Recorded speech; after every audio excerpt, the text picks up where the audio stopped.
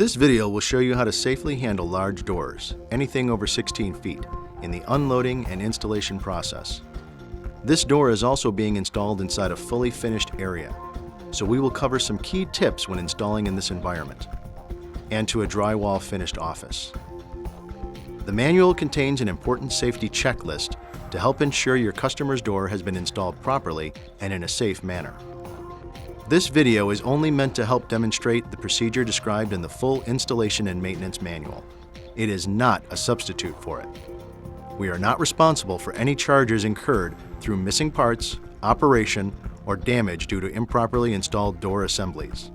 Only trained door systems technicians should install or perform maintenance on doors. For electrical installations, only trained electrical technicians should perform these operations. In this video, we are filming a large regular service door. However, the preparation and handling steps for other large doors are the same.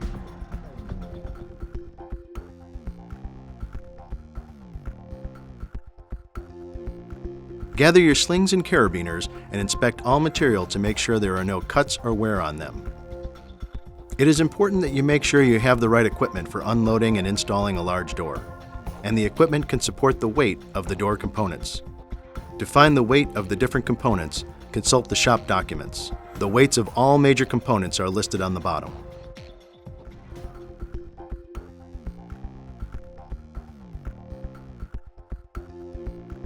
Although one forklift is most likely to have enough capacity to lift the curtain or the barrel, one forklift should never be used to lift the curtain from a single point in the middle.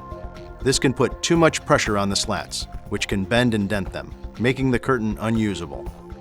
Two forklifts should be used to spread the load over the length of the curtain, or more if the door is longer. Raise the forks so they are above the curtain. Take the slings and move them under the curtain and hang them on the forks. Secure with vice grips. Carefully and together, raise the curtain. Take off the truck and place it onto the cart or dolly you will use to move it into the building. If you only have one forklift at your facility, you can use a spreader bar to distribute the weight more evenly. Place it on top of the forks and take 4 slings. Spread them an equal distance apart and secure with the carabiners. Put vice grips on the ends of the forks, then lift to transport.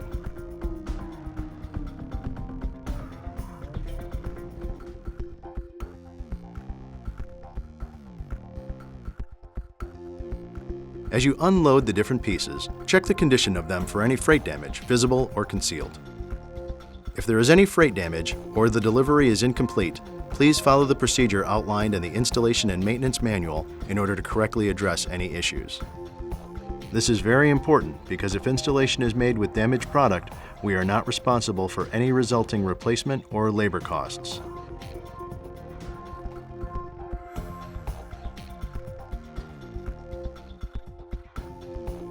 This installation is inside a finished office building, so the area must be protected.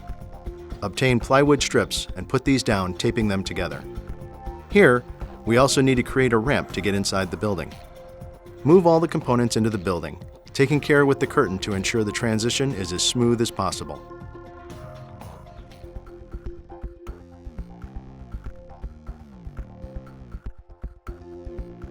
We recommend before starting any work, completely rope off your work area with danger tape for your safety and the safety of those around you.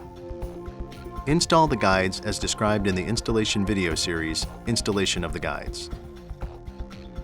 Take note, we will be drilling through sheetrock through to the steel tube. When drilling through sheetrock, ensure that you do not over-tighten the bolts and damage the finish around the door.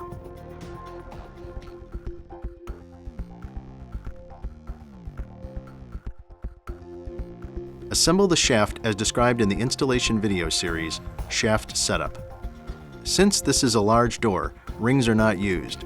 Instead, the curtain will be mounted directly to the barrel. To lift the shaft, we are using genies, sometimes called duck lifts. The capacity of each genie is 650 pounds, and the weight of the shaft is 1,141 pounds, requiring 2 to lift the shaft. However, we will use 3, as this helps spread the load more evenly. Place the shaft in position using the dollies and move the forks of the genies underneath the shaft. Secure the ends of the forks with vice grips. You can see that the 2 left-hand genies are close together. This is to support the extra weight of the counterbalance spring inside the barrel. Lift the shaft simultaneously, working all genies, taking care to ensure that it stays level. Also watch for any other indoor obstructions, such as lights or other items mounted to the ceiling. Bolt the brackets to the guides, starting with the tension side. The brackets should be fastened to the inside of the guides. After the brackets are fastened, make sure that the shaft is centered between the brackets and lock down the set screws on the drive side bearing.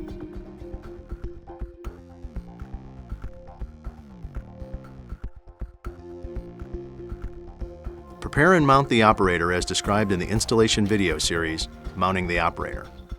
The motor also has an additional cover bracket added, which is covered later in this video. If there is power to the door, you can connect the motor operator as described in the electrical video series, Installing and Wiring the Motor. Now you can test that everything is functioning properly. This is covered in the electrical video series, Test Run Cycle.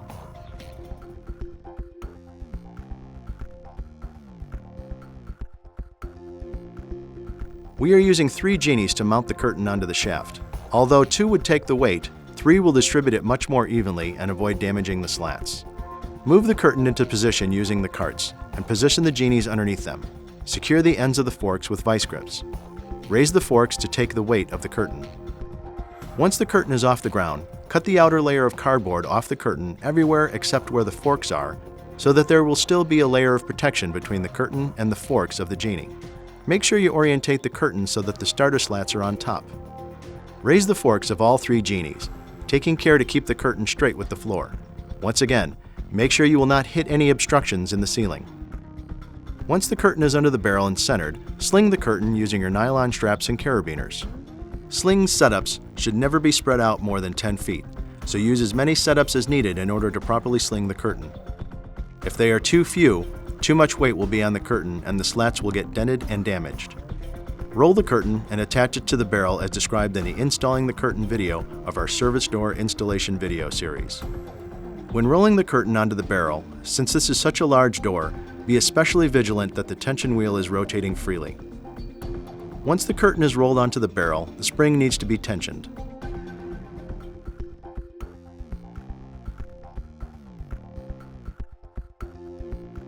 To determine how many turns are required, look at your shop sheet. It indicates that the spring in this door needs to be tightened 1.39 turns.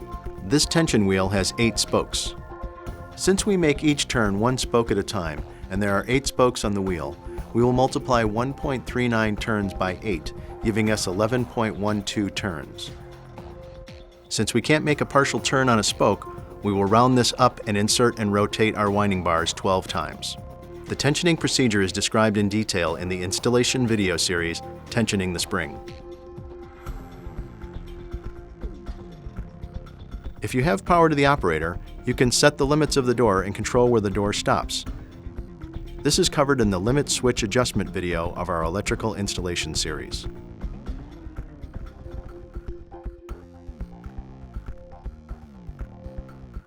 Take your hood supports and mark where they will be mounted on the wall. As a reminder, you will be mounting to sheetrock, so make sure you find a metal stud or similar backing for mounting. Make sure the brackets are equally spaced and flush with the top of them. Install each hood piece, top of hood, and the optional splice covers between the 2 hood pieces. If the top sags slightly, a chain can be fixed to the top and fixed to the wall or permanent structure.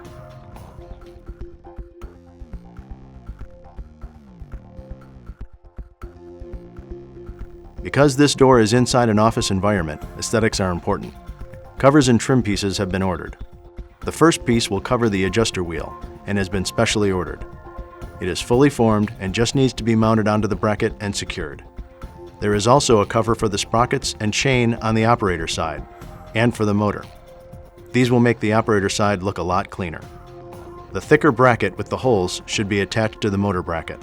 This needs to be done before the motor is mounted up onto the door. Attach both brackets to the motor and secure. Mount the motor as you would normally, securing the motor bracket to the end plate.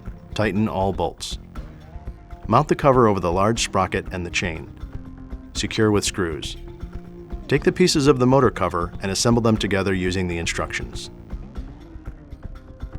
Place them over the operator, tucking the chain inside or through the access panel if you have one. Secure to the thick white end plate. To give the door a more aesthetic look, you may also have trim pieces, which can now be installed over the guides.